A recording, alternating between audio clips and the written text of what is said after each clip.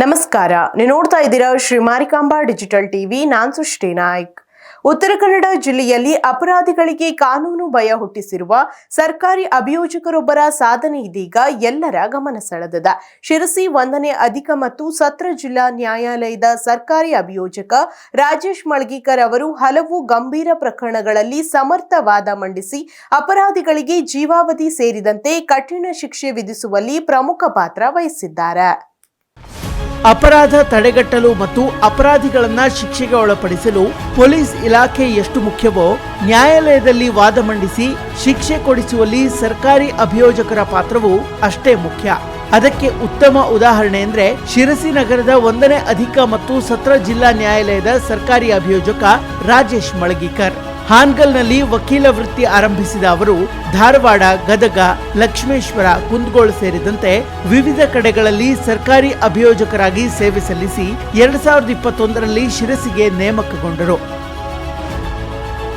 ಸದ್ಯ ಶಿರಸಿಯಲ್ಲಿ ಸರ್ಕಾರಿ ಅಭಿಯೋಜಕರಾಗಿ ಕರ್ತವ್ಯ ನಿರ್ವಹಿಸ್ತಾ ಇರುವ ರಾಜೇಶ್ ಮಳ್ಗಿಕರ್ ಅವರು ಸಮರ್ಥವಾಗಿ ವಾದ ಮಂಡಿಸಿ ಅಪರಾಧಿಗಳಿಗೆ ಶಿಕ್ಷೆ ವಿಧಿಸುವಲ್ಲಿ ಪ್ರಮುಖ ಪಾತ್ರ ವಹಿಸಿ ವಿಶೇಷ ಸಾಧನೆ ಮಾಡಿದ್ದಾರೆ.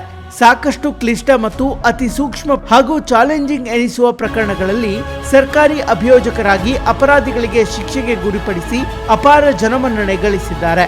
ಕೊಲೆ, ದರೋಡೆ, ಸುಲಿಗೆ, ಹಲ್ಲೆ ಮೊದಲಾದ ಗಂಭೀರ ಪ್ರಕರಣಗಳಲ್ಲಿ ಸಾಕ್ಷ್ಯಾಧಾರಗಳ ಆಧಾರದಲ್ಲಿ ಸಮರ್ಥವಾಗಿ ವಾದ ಮಂಡಿಸಿ ಅಪರಾಧಿಗಳಿಗೆ ಜೀವಾವಧಿ ಸೇರಿದಂತೆ ಕಠಿಣ ಶಿಕ್ಷೆ ವಿಧಿಸುವಲ್ಲಿ ಪ್ರಮುಖ ಪಾತ್ರವನ್ನ ನಿರ್ವಹಿಸಿ ಯಶಸ್ವಿಯಾಗಿದ್ದಾರೆ. ಈವರೆಗೆ 52 ಶಿಕ್ಷೆಯ ತೀರ್ಪು ಸರ್ಕಾರದ ಮತ್ತು ನೊಂದವರ ಪರವಾಗಿ ಬಂದಿದೆ. 75ಕ್ಕೂ ಹೆಚ್ಚು ಮೇಲ್ಮನವಿ ಪ್ರಕರಣಗಳು ಸರ್ಕಾರದ ಪರ ತೀರ್ಪು ಬಂದಿವೆ. 17 ಪ್ರಕರಣಗಳಲ್ಲಿ ಜೀವಾವಧಿ, 21 ಪ್ರಕರಣಗಳಲ್ಲಿ 10 ವರ್ಷ ಕಠಿಣ ಶಿಕ್ಷೆ ಹಾಗೂ 14 ಪ್ರಕರಣಗಳಲ್ಲಿ ಇತರ ಶಿಕ್ಷೆಗಳು ವಿಧಿಸಲ್ಪಟ್ಟಿವೆ. ಇದರಲ್ಲಿ ವಿಶೇಷ ಪ್ರಕರಣಗಳಾದ ಮುಂಡ್ಗೋಡ್ ಟಿಬೇಟಿಯನ್ ಕ್ಯಾಂಪ್ ಪ್ರಕರಣ, ದಾಂಡೇಲಿಯ ಅಜಿತ್ ನಾಯಕ್ ನ್ಯಾಯವಾದಿ ಕೊಲೆ, ಸಿಐಡಿಯಿಂದ ತನಿಖೆಯಾದ ಸಹಾಯಕ ಅರಣ್ಯ ಸಂರಕ್ಷಣಾಧಿಕಾರಿ ಮದನ್ ನಾಯಕ್ ಕೊಲೆ ಪ್ರಕರಣ, ಶಿರಸಿಯ ಕರಿಗುಂಡಿ ರಸ್ತೆ ಕೊಲೆ ಹಾಗೂ ಕೊಲೆ ಯತ್ನ ಪ್ರಕರಣ ಹಾಗೂ ಹಳಿಯಾಳದ ಅರಣ್ಯ ವೀಕ್ಷಕನ ಕೊಲೆ ಪ್ರಕರಣಗಳಲ್ಲಿ ಕರಾರುವಕ್ಕಾಗಿ ಸರ್ಕಾರದ ಪರ ವಾದ ಮಂಡಿಸಿ ಜಯ ಸಾಧಿಸಿದ್ದಾರೆ.